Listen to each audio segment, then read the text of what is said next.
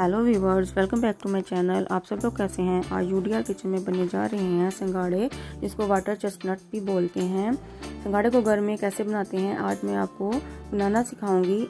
मैंने 2 किलो सिंघाड़े लिए हैं। अक्सर लोग सिंघाड़े को जब घर में बनाते हैं तो वो नरम और पानी पानी से हो जाते हैं। आज मैं आपको सिंघाड़े को खुश्क और सॉफ्ट बनाने का तरीका बताऊंगी। सबसे पहले सिंघाड़ों को मैं अच्छी तरह से वॉश करूंगी, क्योंकि ये तालाबों और जोहरों में उगाए जाते हैं।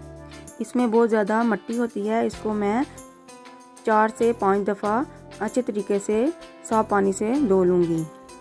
सिंघाड़े अच्छी तरह से साफ हो चुके हैं।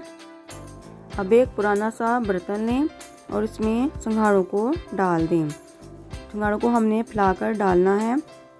सिंघाड़ों को मैंने उबालना नहीं है, स्टीम करना है। स्टीम में बनने वाली चीज़ें बहुत अच्छी और टेस्टी बनती हैं।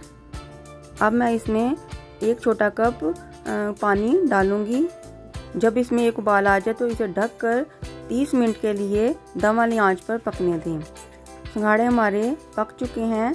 अब इसे मैं ठंडा करूंगी, फिर इसे मैं काटूंगी।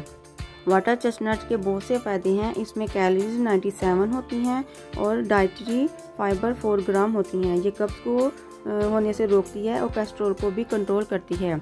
अब मैं इसकी कटिंग करती हूँ। इसकी नीचे से नहीं, अपर साइड से इसकी कटिंग करनी है। बाज़ार में जो सिंघाड़े बेचते हैं वो इसमें कलर डालते हैं, जिससे हाथ और बर्तन काले हो जाते हैं। मैंने इसमें कलर नहीं डाला है। देखें इसके ऊपर से कितने आसानी से छिलका उतर रहा है।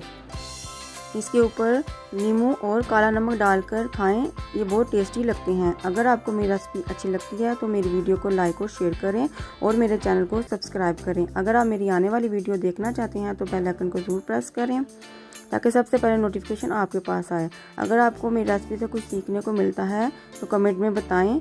आप अपनी दुआओं में याद रखें। शुक्रिया।